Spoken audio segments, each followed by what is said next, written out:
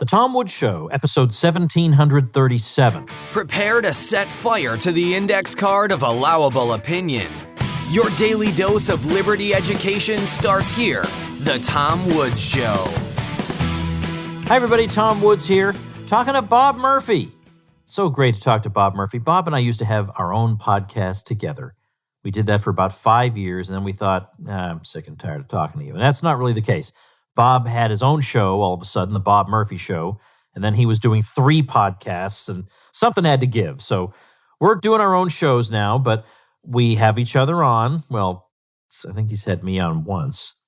I've had him on about 117 times, but all the same, Bob is back on the show. You remember all Bob's credentials, PhD in economics from New York University, written 1 million books, including his widely acclaimed book, Choice, Cooperation, Enterprise, and Human Action, which is kind of a distillation of the ideas in Ludwig von Mises' book, Human Action, but it really is a wonderful, smaller treatise in its own right. And when I say widely acclaimed, you should look at the pages and pages and pages of blurbs for this book. It's amazing. I mean, it's people who can't stand each other all agree that Bob's book is fantastic. I've never seen anything like it. It's absolutely great. So Bob's got all these tremendous credentials, and among many other things, he's the host of The Bob Murphy Show, which you can check out at bobmurphyshow.com. Bob, welcome back. Thanks for having me, Tom. It's been a long time, especially with no Contra Krugman anymore. It has. I was going to say to you, I noticed in my life, and I'm sure you have as well, that I don't miss the fact that I don't read Krugman's column every week. I don't miss that, but I do miss our frantic efforts to throw something together at the last minute. That was always fun. Anyway, let's talk about your Understanding Money Mechanics series for the Mises Institute, where people are basically watching you write a book in real time. And wow, is it a necessary book? And maybe I'm going to steal your thunder here by kind of explaining to people why it matters. But among other things, I would say this. When you look at the classic Austrian treatises, you look at Human Action, Man, Economy, and State, you get a very, very good understanding of money.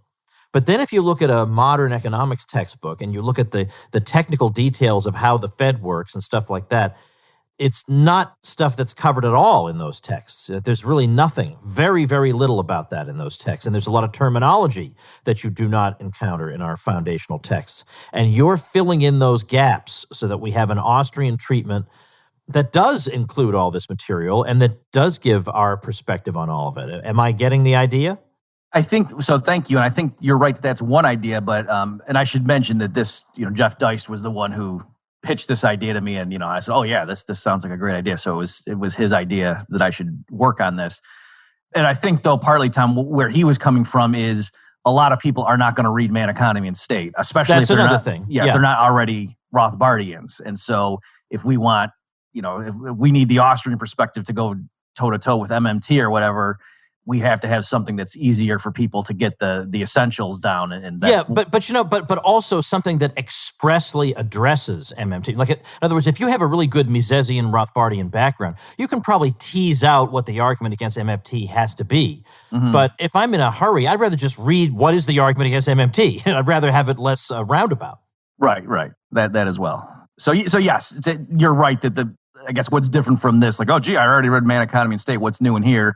There's nothing that contradicts it, obviously, but that, a lot of the stuff, I'll take particular arguments. And I have a whole section where I'm dealing with objections, for example. So that's certainly something that you wouldn't see in Man, Economy, and State, because I'm responding to people who don't like Man, Economy, and State. Yeah, and some of these are objections that are of quite recent origin. So, by the way, whatever project you're working on, if you want me to come and explain to you what the ultimate significance of it is, you feel free anytime. You just stop right on by.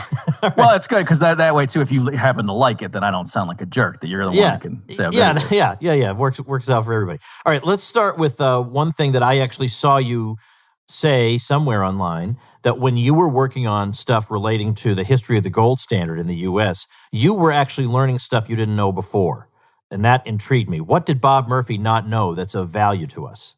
Okay, so in here, it's what the chapter title is, A Brief History of the Gold Standard with a Focus on the U.S. And so when I, was brainstorming, okay, what kind of things do we need to cover? So clearly, we have to have that in there because I think that's partly why modern Americans and people around the world don't have any idea of what sound money is, because they grew up in a world based on government issued fiat currency, and they don't have that history. And so what happened, Tom, what I meant by saying that is, I always heard of people referring to William Jennings Bryan wanted the free coinage of silver, and there was bimetallism, and that stuff was always, I never had the time to go read enough to know exactly what they were talking about. And so I didn't fully understand that stuff. And by the way, let me add, I think most historians writing about it, like in textbooks, they don't really get it either, because they haven't delved into any of the real sources. They don't really understand what it's about, other than they think the silver people must have been the good guys and the gold standard people were the evil rich people. That's as far, I'm not kidding you. That is as far as they know.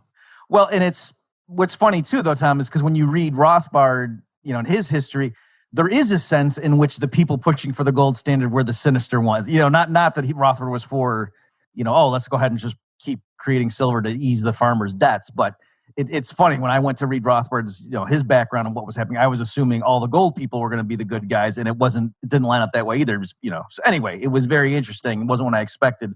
But specifically on this, I guess I should say, Tom, too, part of the problem is if historians don't know monetary theory, how could they possibly, adequately describe what's going on, during the Jennings Bryan McKinley campaign, things like that, because they just don't know. So partly what I meant was that up till I did the research for this chapter, if you had asked me, what's going on with the gold standard, I think I probably would have said, the two big events, the things to focus on were how, Roosevelt first took the U.S. off, and then, what Nixon finally came in and did. And with this chapter that I did here for the Mises Institute book, it was, those were almost, I had to include them obviously, but that was just things right at the end of the chapter. I spent the bulk of the time explaining what was going on, before the Civil War, the bimetallism period, and how all that worked. Because to me, that was the interesting thing. That, for example, I think, and I used to think this, that a lot of people nowadays, even fans of the gold standard, have this idea that, the U.S. government, from the moment the Constitution was ratified, was issuing green pieces of paper with presidents on them, which would be difficult because they wouldn't know, whose face should we put on these things yet. But they were like, there was a pledge that, you turn these green pieces of paper in and then you get a certain amount of gold or silver. And that's not what it was. Originally, no, U.S. dollars were in gold and silver coins. Like, so a $10 gold coin, for example, or a $1 or a 50-cent piece in silver. And that's what the money was. It wasn't until the Civil War when the U.S. federal government actually started printing, they called them greenbacks, things that nowadays we would think of as U.S. currency. Up till, so that, and that wasn't just an accident. The founders had seen with their own eyes the inflation during the Revolutionary War, that phrase "not worth a continental," referring to the continental currency. And so the idea was they wanted gold and silver coins out there so that any transaction could be conducted literally just with coins. That, for more expensive things, you'd use the gold, and then for smaller stuff or change, you'd have the silver pieces. And so that was something that I didn't fully appreciate until doing this, our notion of what does it mean to have a gold-backed currency.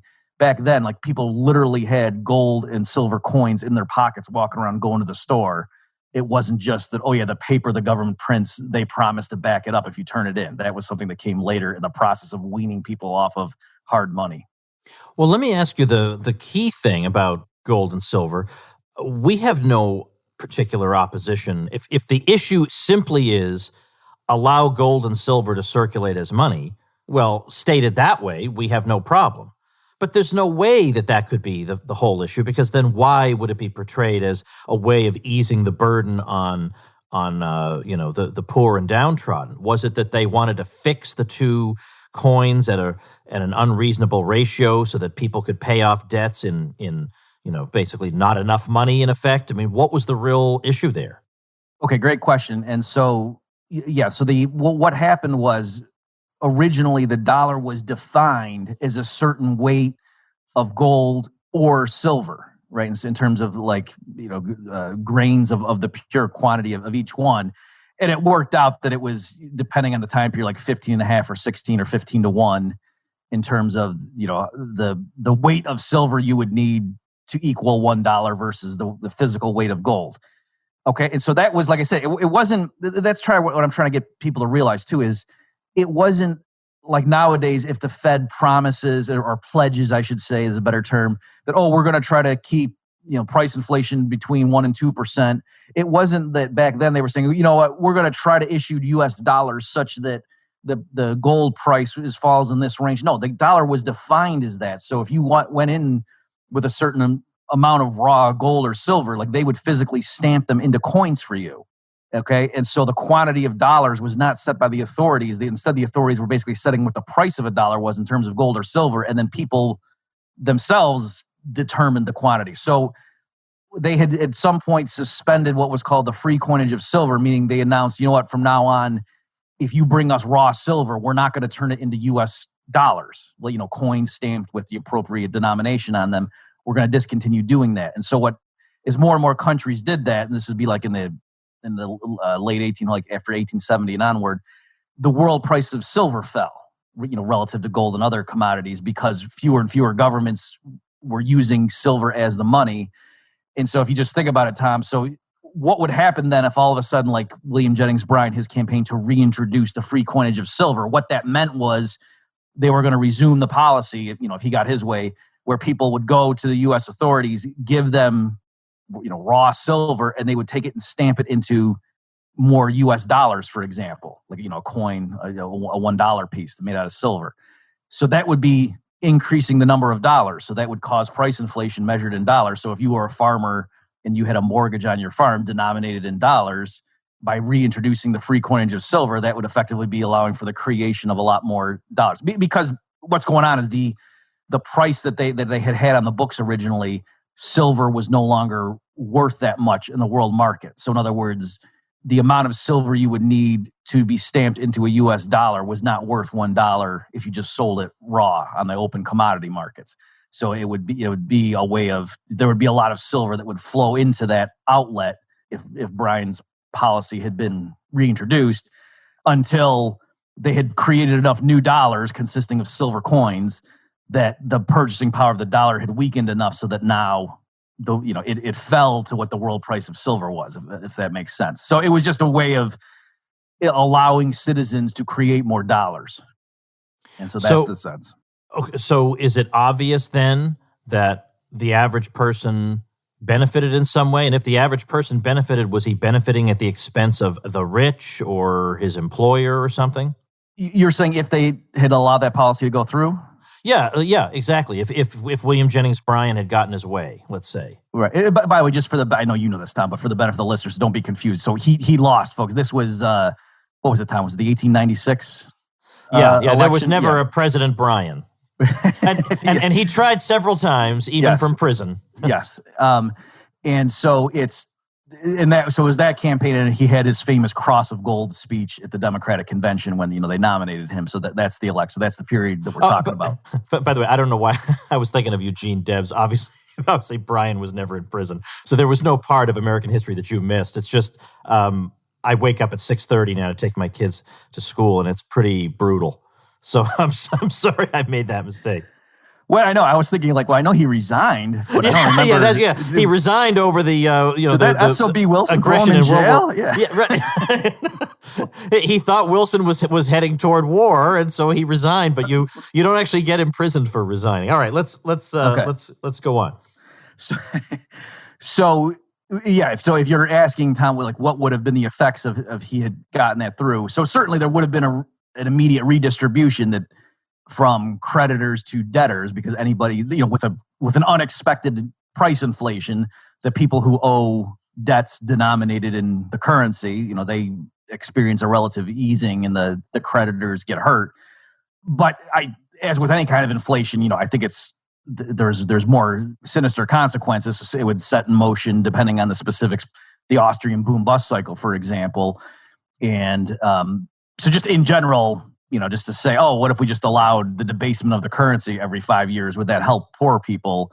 I would say no, that there might be some effects that directly help them in terms of easing their debt. But on the other hand, it would. And of course, there are plenty of lower income people who are frugal and who would have had savings, and they would have been the creditors that would have been hurt too. So I don't think we should, buy into this notion that all the people who have savings are rich people and all the debtors are poor people. There's plenty of spendthrift upper income people too, who are carrying a lot of debt, for example.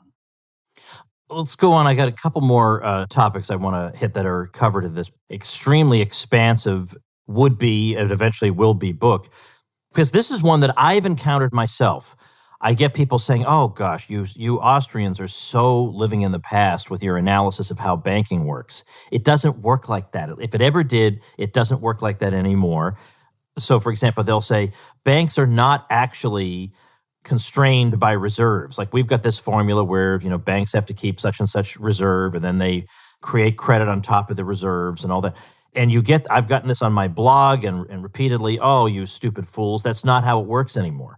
So is that the kind of thing you're addressing in that section? Yeah, precisely right. So, yeah, there's a chapter, folks, that's said do the textbooks get money in banking backwards? And you're exactly right, Tom. And this was something that over the years I had noticed. Like I would get just at the beginning seeming cranks, emailing and by the way, not that there's anything wrong with that, folks. Some of my best friends are cranks. Yeah, he's talking to one of them right now. but yeah, saying, hey, this conventional. So the conventional story, which very quickly is to say, and this isn't just an Austrian thing. This is how any money and banking textbook would have explained this stuff from a few decades ago. Is to say, the way that like the central bank eases, like if we're talking about the U.S., the Federal Reserve goes and they buy assets in the open market, and then that adds reserves to the banking system. And then because there's a reserve requirement, that allows banks who had originally been fully, quote, loaned up, now that they have more reserves, those are now excess reserves, and they can go and lend out, let's say, a multiple, 10 times when the system settles down of the new reserves that were injected because of the fractional reserve nature. You get an extra $1,000 deposit, the bank can lend out 900 of it. And then, that someone else in the community deposits the 900 in his bank. And so then their bank can lend out, 90%, and it just keeps going on. So that's the conventional story. And so the idea there is the spirit of it is the banks are sitting around waiting for the Federal Reserve to come along and inject new reserves before the banks can then make more loans. And so the critics say that is, if anything, backwards. Regular commercial banks, they will argue, they don't even care what their reserves are because they'll go, somebody applies for a loan, the loan officer doesn't call the home office and say, hey, do we have any excess reserves?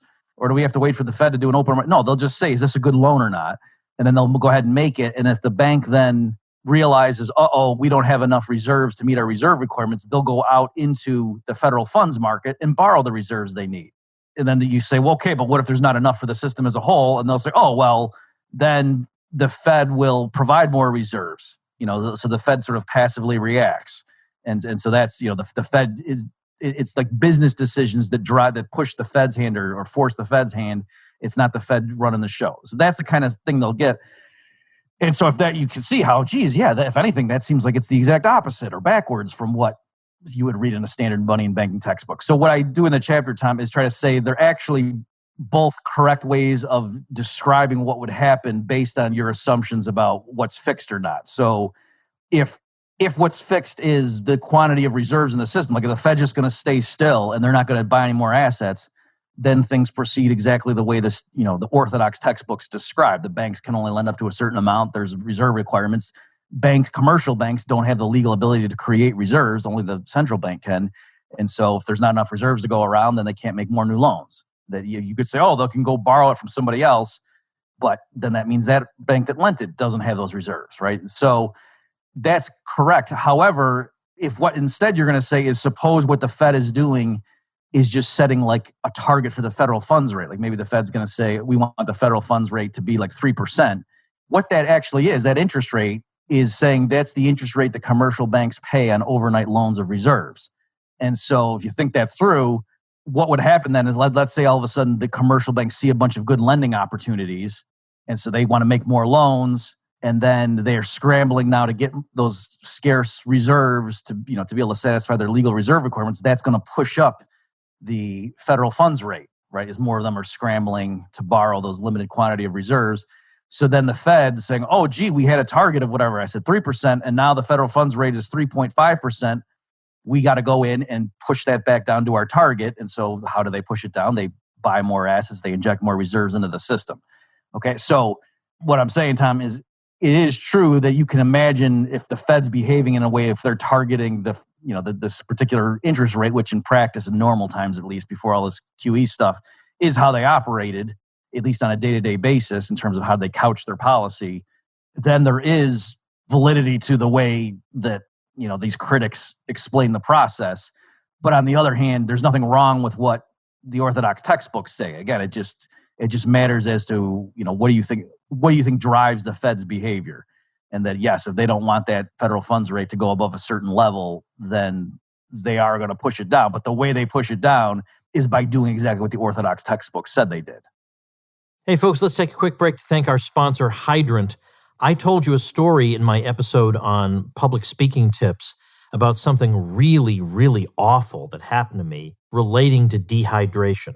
This is serious stuff, folks. Drinking enough water really is critical for a healthy lifestyle, and it's very easy not to do so unless you're doing it really consciously. But at the same time, hydrating yourself shouldn't be a chore. And thanks to Hydrant, which helps you hydrate faster, it's a joy. Hydrant has created a refreshing electrolyte powder that you mix directly into water to more efficiently and effectively hydrate your body.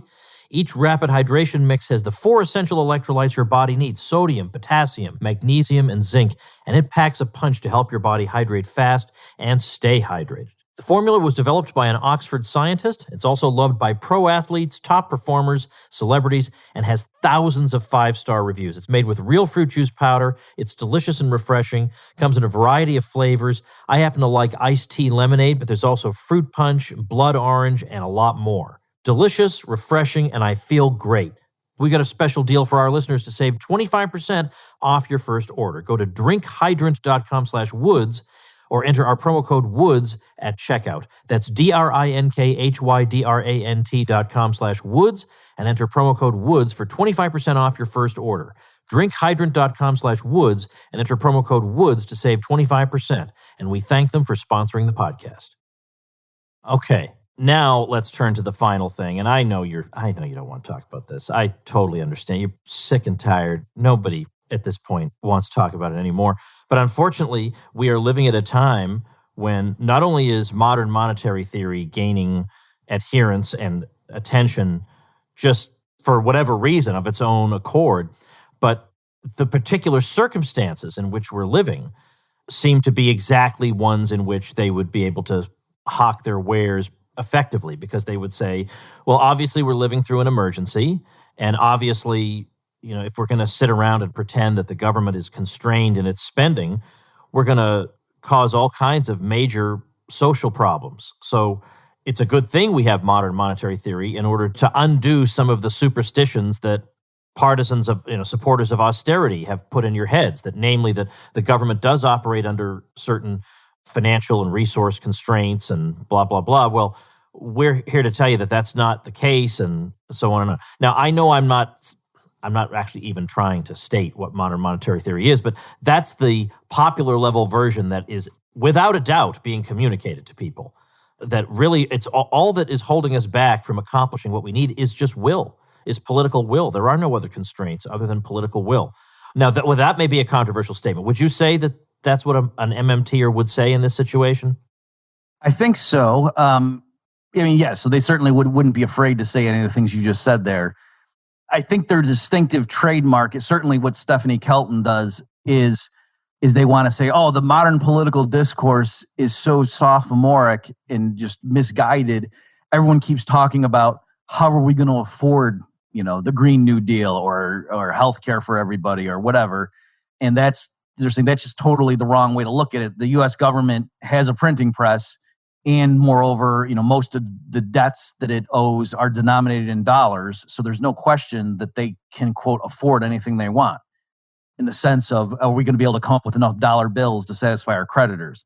The only constraint, they'll say, is, if you print too many of those things, then prices are going to rise too much. Don't get us wrong. It's not like it's we can have anything we want, but let's stop using the wrong terminology. The issue is not, can we afford this? The issue is, if we did have the government purchase this or finance it, would that cause, unacceptable resource constraints or, log jams elsewhere that would cause prices to shoot up too much?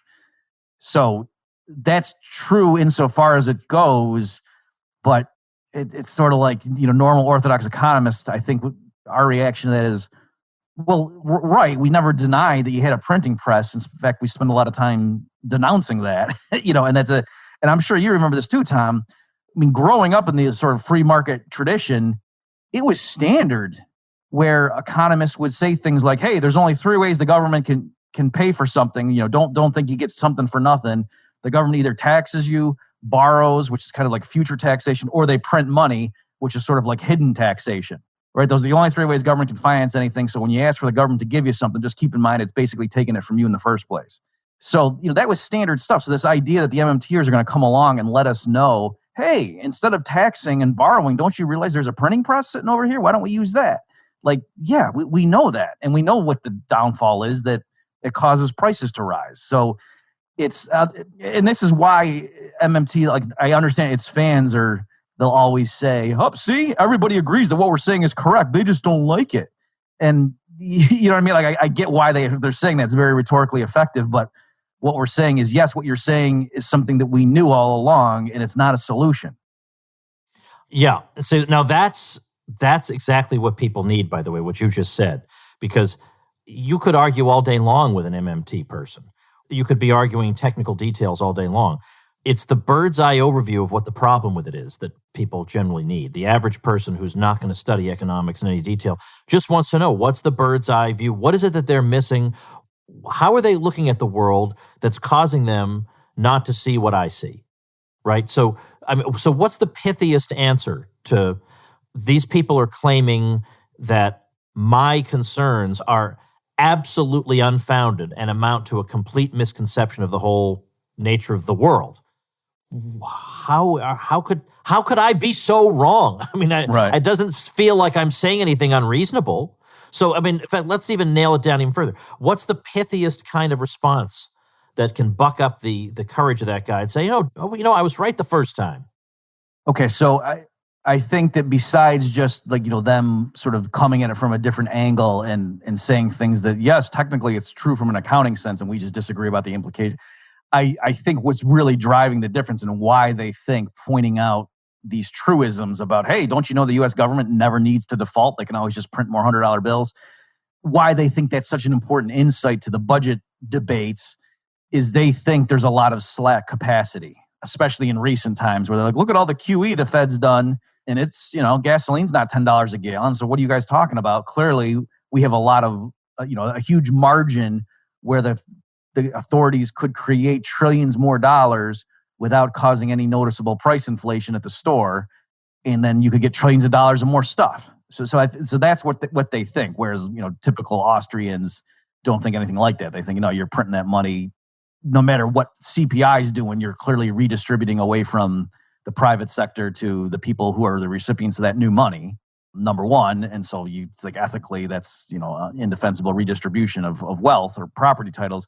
But beyond that, depending on how the new money enters the system, it might set in motion the standard Austrian boom bust cycle.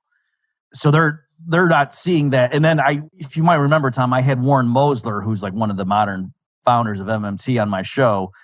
And I tried to get him to, I wasn't debating him. I just wanted to understand. And I was saying, like, so if we were going to finance, colonizing Mars or something, like, do you think there's all these free resources just sitting around the slack and that we could just go ahead and do that? Or would that cause, and he didn't necessarily say whether he could go to Mars or not without causing any prices to rise, but he definitely had this idea that there's a lot of unused capacity in the system right now. And the MMT approach would unleash, the policymakers and give them the freedom to spend money that would not cause any any unintended consequences elsewhere in the system.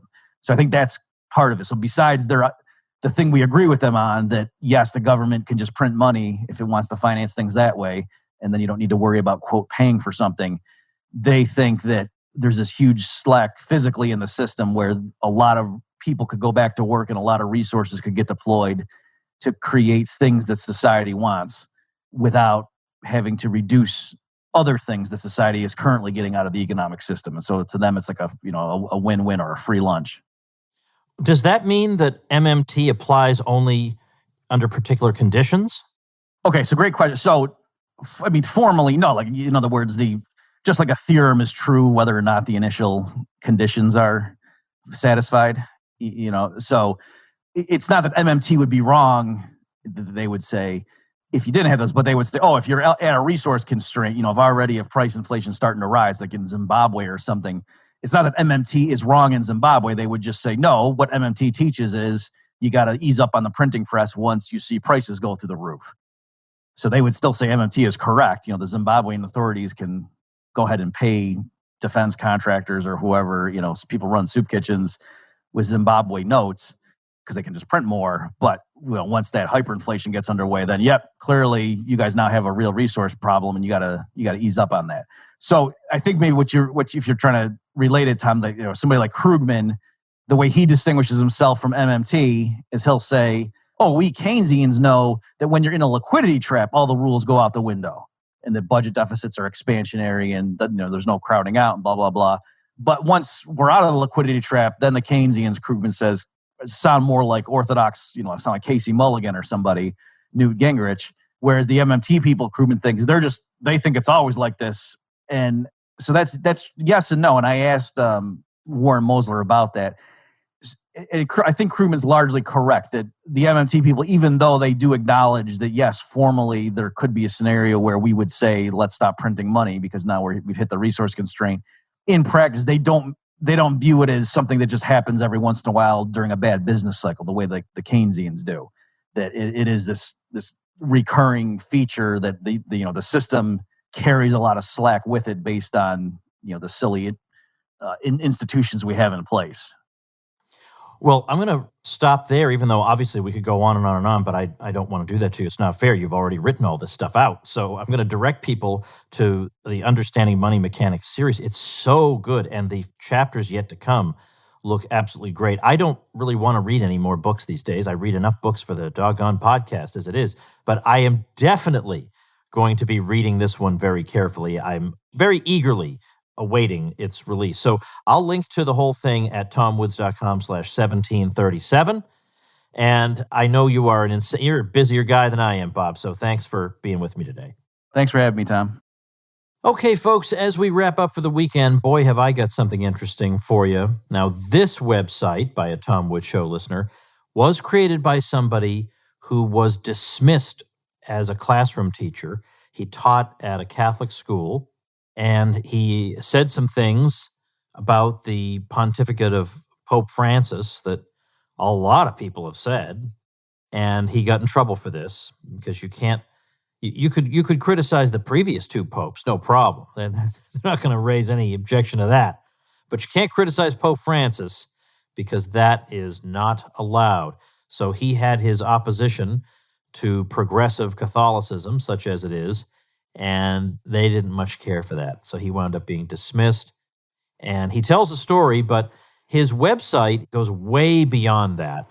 All kinds of interesting posts on a variety of topics, a lot of stuff in libertarianism. But then you look at under the category My Work, and then you go to books. He's got a couple things that I know you're going to be curious about. One is a guidebook through modern European history, 1400 to 2015, which would be useful for anybody, but particularly other teachers. And then another one, a Catholic prep school teacher's notes on American history.